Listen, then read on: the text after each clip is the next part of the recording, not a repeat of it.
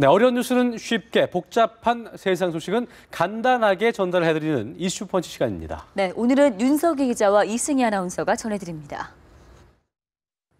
이슈 펀치 시간입니다. 북한 김정은 국방위원회 제1위원장이 최근 비행기를 직접 조종하는 모습을 공개해 눈길을 끌고 있습니다. 안전상의 이유로 비행기를 이용해 외국 등을 방문한 사례가 한 번도 없었던 아버지 김정일과는 완전히 다른 모습입니다. 신종균 삼성전자 사장의 지난해 연봉이 무려 146억 원으로 재벌 총수들을 제치고 연봉 킹에 올랐습니다. 그런데 대기업 임원진과 직원들의 연봉은 최고 143배나 차이가 나는 등 말 그대로 하늘과 땅 차이였습니다. 이슈펀치 시작합니다.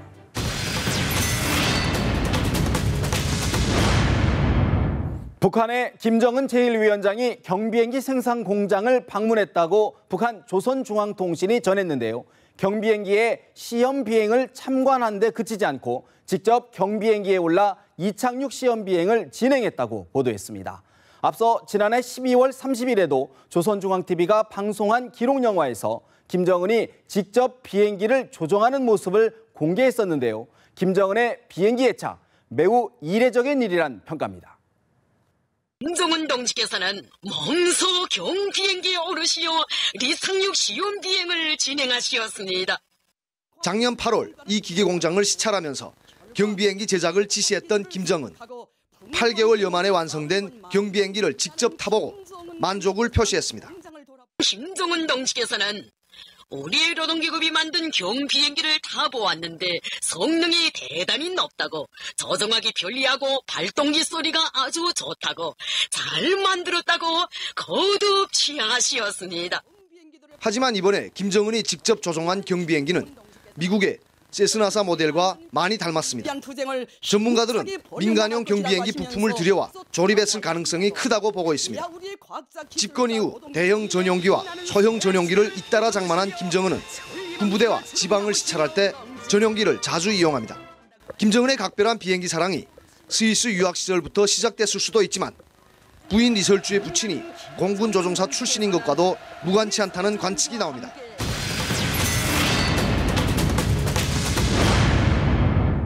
김정은의 이런 행동은 은둔의 지도자로 불렸던 아버지 김정일 국방위원장과는 완전히 다른 모습입니다. 생전에 김정일은 안전상의 이유로 비행기를 이용해 외국 등을 방문한 사례가 단 한 번도 없었습니다. 전문가들은 김정은이 아버지와는 다른 이미지를 내세우고 위험을 감수하는 최고 지도자상을 부각시키려는 의도로 해석하고 있습니다. 일부에서는 개인적 취향이라는 이야기도 나옵니다. 북한이 이처럼 비행기 탄 지도자 김정은을 부각시키는 이유는 젊고 개방적 이미지를 강조하기 위한 차원입니다. 김정은이가 계속 비행기 타는 모습을 조선중앙TV나 이런 언론 매체를 통해서 북한 주민들이 보여주니까 아, 역시 젊은 사람이 다르긴 다르다. 이런 인식이 지금 확산되고 있거든요.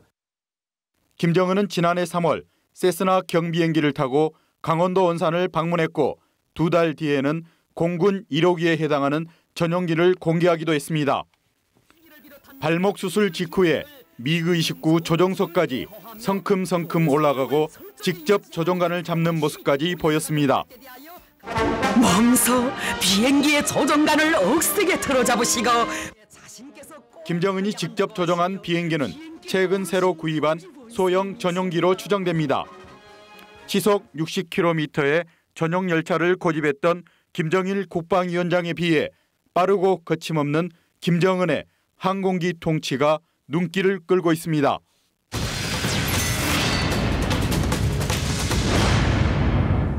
교통사고나 화재 등 위급한 상황에서 가장 먼저 떠오르는 분들 누굴까요? 바로 119 구조대원들이 아닐까 싶은데요. 그런데 119 구조대원들을 놓고 무자격 논란이 일고 있다고 합니다. 특전사나 UDT 등 특수부대 출신 119 대원 일부가 자격 요건을 갖추지 못했다는 감사 결과가 나온 건데요. 119 대원들은 반발하고 있습니다. 어찌 된 일일까요? 세월호 참사 직후 여객선 침몰 사고 현장에 달려간 인명 구조대원. 이 가운데는 군 특수부대 출신 119 구조대원들도 있었습니다. 육군 특전사와 UDT, 특공연대 등에서 갈고 닦은 실력을 바탕으로 사고 수습에 힘을 보탰습니다. 그런데 이들이 난데없는 무자격 논란에 휩싸였습니다. 최근 일선 소방서에 대한 감사를 벌인 전라남도 감사관실이 인명구조사 교육을 받거나 시험에 합격하지 않았다며 무자격 119 구조대원이라고 한 겁니다. 그러면서 일선 소방서에 자격 요건을 갖춘 119 구조대원들을 배치하라고 지시했습니다. 도소방본부는 소방공무원 임용령에 따라 그동안 특수부대에 3년 이상 근무한 사람들을 특채해온 상황에서 무자격자라고 판단하는 것은 잘못이라고 반발하고 있습니다. 그러면서 우리나라에 근무하는 119 구조대원 상당수가 특수부대 출신이라며 국민안전처의 법령 해석을 의뢰했습니다. 때 아닌 무자격 논란에 사명감 하나로 묵묵히 구조 활동을 벌여온 구조대원들의 사기에 악영향을 미치지 않을까 우려도 제기됩니다.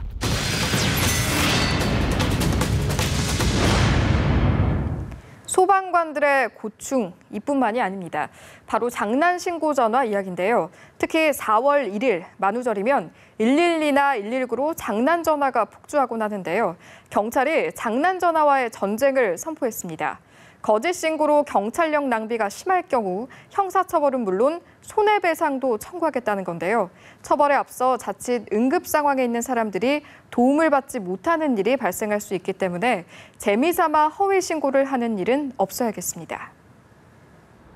지난해 말 서울 광화문 광장에 폴리스 라인이 설치됐습니다.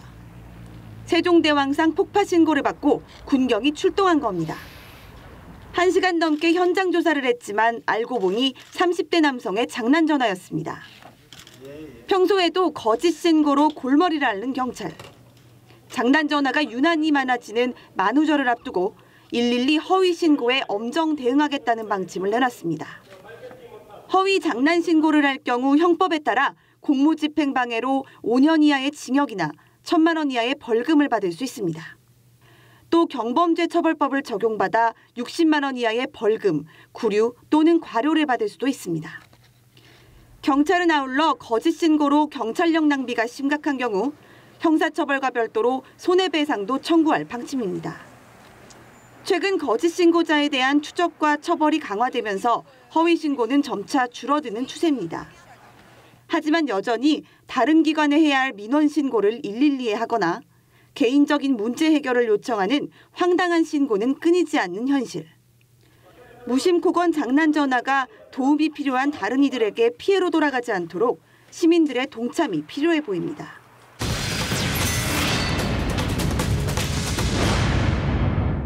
연봉 5억 원 이상의 대기업 최고 경영자들의 연봉이 공개됐습니다. 지난해에 이어 두 번째로 공개된 건데요. 삼성전자 신종균 사장이 146억 원으로 재벌 총수들을 제치고 1위에 올랐습니다.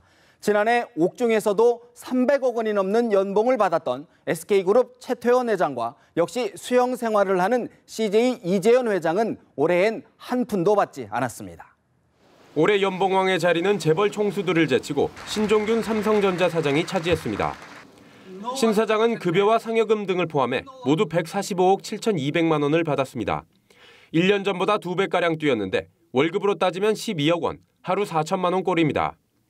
정몽구 현대차 회장은 현대차와 현대모비스, 현대제철 등으로부터 총 107억 5천만 원의 보수를 받았는데 현대제철 등에서 퇴임하면서 108억 2천만 원의 퇴직금을 받아 실제 받은 보수는 216억 원에 달합니다.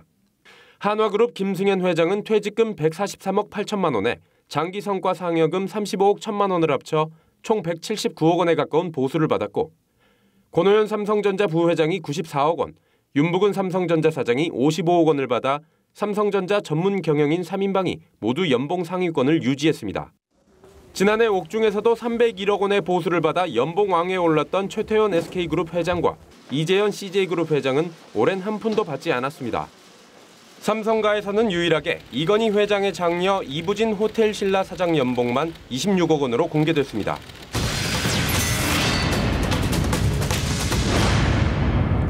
일반 월급쟁이 직장인들로서는 정말 상상이 안 가는 어마어마한 연봉인데요. 대기업 임원진들과 직원들의 연봉 격차를 살펴보니 평균 36배, 많게는 143배나 차이가 났습니다. 대기업에 다닌다고 해도 직원과 임원의 대우는 하늘과 땅 차이라는 이야기입니다. 인하공전을 거쳐 광운대 전자공학과를 졸업한 신종균 삼성전자 사장. 지난해 145억 7,200만 원을 받으며 사회적 성공과 연봉은 학벌이 아닌 능력에 달렸다는 것을 몸소 보여줬습니다. 그렇다면 일반 직원과의 차이는 얼마나 나는 걸까? 고연봉으로 알려진 삼성전자 일반 직원의 평균 연봉은 1억 200만 원. 신 사장과 143배 차이가 났습니다. LG화학도 연봉 격차가 컸습니다. 김반석 LG화학 사내이사는 지난해 48억 7천여만 원을 받았는데 직원 평균 연봉의 67배에 달합니다. 이외에 구본무 LG그룹 회장 52배, 이재성 현대중공업 이사 49배, 정준양 포스코전 회장도 49배, 김창근 SK이노베이션 이사회 의장이 27억 6천여만 원의 연봉을 받아 직원 평균과 42배의 큰 격차를 보였습니다. 각 기업 최고 연봉 CEO와 직원 평균 연봉의 격차는 평균 36배. 스톡옵션이나 자사주 등을 통한 배당 수입까지 합치면 격차는 더 벌어질 것으로 보입니다. 그런가 하면 실적 악화 등을 이유로 대규모 구조조정을 단행한 은행과 보험사 대주주들이 수십억 원의 연봉과 높은 배당을 챙겨 논란이 되고 있습니다. 도덕적 해이와 기업의 경쟁력 약화를 초래한다는 지적입니다. 온 국민을 슬픔에 빠뜨렸던 세월호 참사 1주년을 앞두고 정부가 피해자 배보상 절차에 들어갔습니다. 피해 학생과 교사들에게는 위자료와 국민성금 등 모두 8억 원 이상의 배상금이 지급될 것이란 소식입니다. 지금까지 이슈펀치였습니다.